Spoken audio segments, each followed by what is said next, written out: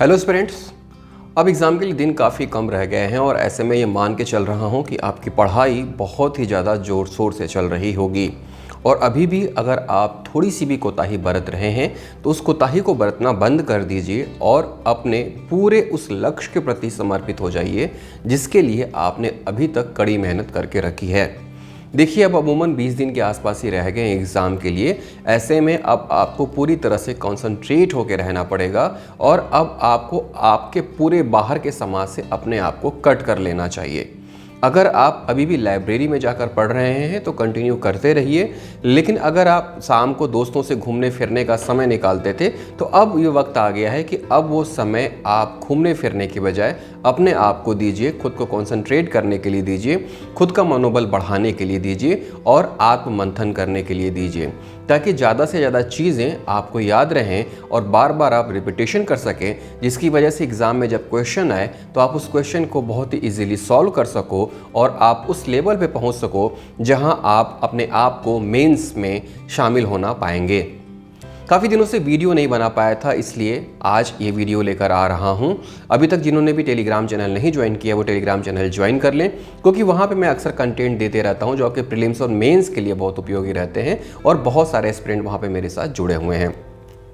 तो देखिए, आज का मेरा ये टॉपिक यही है कि अगले 20 दिन में हम अपनी स्ट्रेटजी किस तरह से रखें, कैसे हम अपने आप को उस मोड में लेके आएँ कि हमारा प्रीलिम्स बिल्कुल सेफ हो जाए।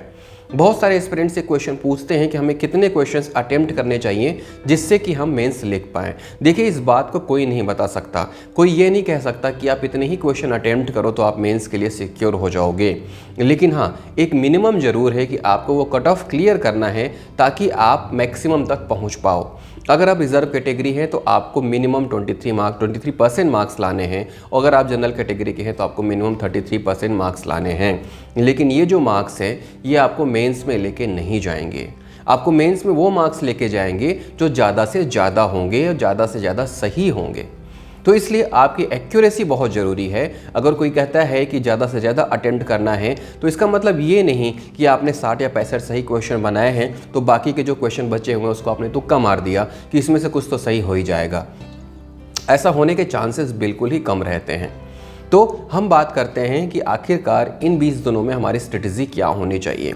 देखिए, एक सबसे बड़ी चीज़ जो अभी तक अगर आपने फॉलो नहीं करी है तो वो अब आपको फॉलो करना शुरू कर देना चाहिए, और वो ये कि जिस दिन एग्ज़ाम है उस दिन आपको 2 पेपर देने हैं।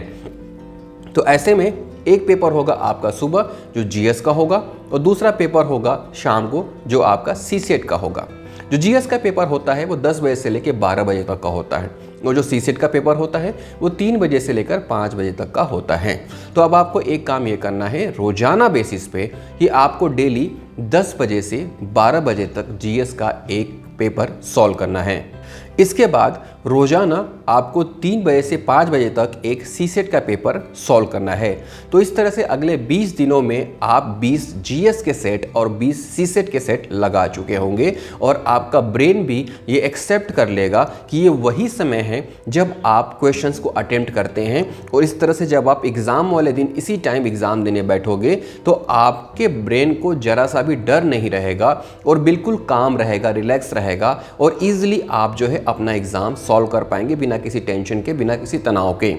तो मेरी सबसे जो बड़ी बात है वो यही है कि आप डेली 10 से 12 और इसके अलावा 3 से 5 ये जो 2 स्लॉट हैं इसमें पेपर सॉल्व करना शुरू कर दीजिए। और पुराने टेस्ट पेपर ले लीजिए, बहुत सारे टेस्ट सीरीज़ मार्केट में आ गई हैं वो ले लीजिए, या फिर जो पुराने क्वेश्चन आ चुके हैं सीजीपीएससी में वो क्वेश्चन ले लीजिए। अभी तक 2012 से लेकर जितने भी पेपर्स हुए हैं 2021 तक उन सबको ले लीजिए और उसको सॉल्व करने की कोशिश करिए और देखिए कि आप कितना स्कोर कर पाते हैं ईमानदारी से। इसके बाद आप 3 से 5 सीसेट लगाइए और देखिए कि क्या आप जरूरी कट ऑफ मार्क्स हासिल कर पा रहे हैं कि नहीं। देखिए, फिलहाल कुछ वर्षों से हमने ये देखा है कि सीसेट का पैटर्न थोड़ा चेंज हो गया है और क्वेश्चंस टफ आने लगे हैं। इवन वे क्वेश्चंस आ रहे हैं जो व्यापम की कैटेगरी के होते थे, लेकिन अब वो भी पीएससी में आने लगा है। तो इसलिए सीसेट भी क्लियर कर पाना मुश्किल होता है। बहुत सारे एस्पिरेंट ऐसे हैं जो जीएस में अच्छा मार्क्स लेके आ रहे हैं, लेकिन सीसेट में मिनिमम जो क्वालिफाई मार्क्स होते हैं वो नहीं पा रहे हैं और उसकी वजह से वो मेंस नहीं लिख पा रहे हैं।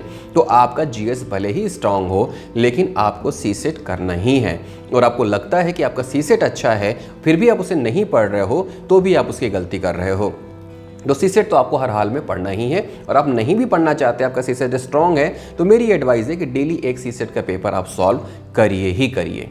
अब अभी तक मैं मान के चलता हूं कि आप 2 से 3 बार अपने सिलेबस को रिवाइज कर चुके होंगे, और इसके बाद अभी अगला जो 20 दिन बचा है, आपको इसी पैटर्न में लगातार रिवीजन करते रहना है।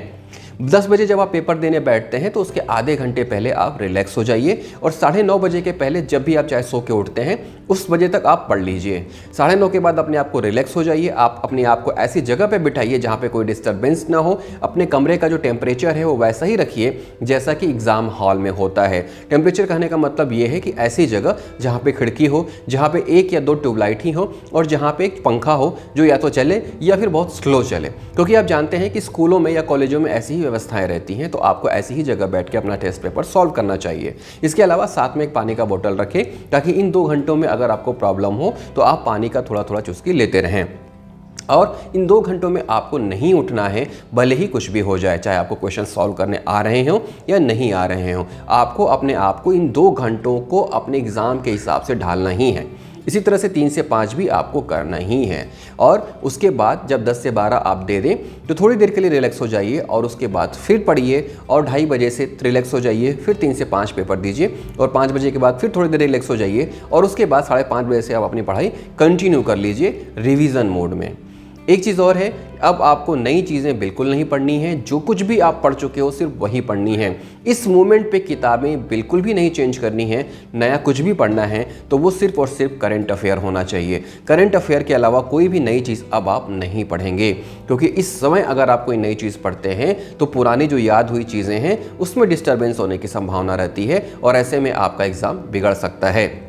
तो जीएस पोर्शन जितना भी आपने पढ़ लिया है वो अभी तक के लिए पर्याप्त होगा। आप सिर्फ इतना ही काम करिए कि उसको बहुत ईमानदारी से रिवाइज करना शुरू करिए, लगातार रिवीजन करते रहिए। सीसेट के लिए आप डेली टाइम दीजिए, और जीएस के लिए आपको ज़्यादा टाइम देना ही देना है। और जब इस तरह से आप 2 पेपर लगातार सॉल्व करेंगे पर डे, तो अगले 20 दिनों में 20 पेपर जीएस का और 20 पेपर सीसेट का जब आपके पास सॉल्व हो जाएगा, तो आप 100 का गुणा करेंगे 20 में, तो आप देखेंगे कि कितने सारे क्वेश्चन आप सॉल्व कर चुके हैं दोनों पेपर मिला के। तो इस तरह से आप काफ़ी जो है स्ट्रांग हो जाएंगे, आप बिल्कुल एग्ज़ाम मोड में आ जाएंगे, और एग्ज़ाम वाले दिन आपको किसी भी तरह की परेशानी नहीं होगी। तो फिलहाल यही बात बताने के लिए मैं आज आपके सामने आया हूँ। उम्मीद करता हूँ कि ये जो एक प्रोसेस है इसको आप अपनाएंगे, और आप देखेंगे कि आपके अंदर कितना ड्रामेस्टिक चेंज होता आया है। एक तो ये है कि जब आप डेली पेपर सॉल्व करेंगे और आपको क्वेश्चन नहीं बनेंगे तो आपको ये समझ में आएगा कि अभी तक की आपकी तैयारी किस तरह की है। दूसरा ये है कि जो क्वेश्चन आपको आते हैं उसको आपको दोबारा नहीं पढ़ना है, क्योंकि वो चीज़ आपके मसल मेमोरी में आ चुकी है, और एग्ज़ाम के दिन जब आप पेपर देखेंगे तो वो तुरंत उसका आंसर आपके सामने आ जाएगा।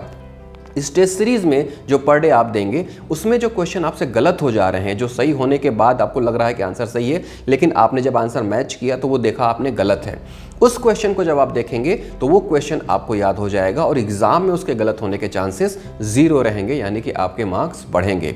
तो इस तरह से जितनी भी गलतियां करनी है वो अभी कर लीजिए, जितने भी तुक्के लगाने हैं वो अभी लगा लीजिए, जितना भी अपने आप को परेशान करना है वो अभी कर लीजिए, क्योंकि एग्ज़ाम वाले दिन आप खुद को परेशान नहीं करना चाहेंगे, मेरा तो यही मानना है। और उस दिन आप चाहेंगे कि आपका पेपर बहुत अच्छी तरीके से जाए, आप ईमानदारी से अपना पेपर दें और उस दिन कोई परेशानी ना हो।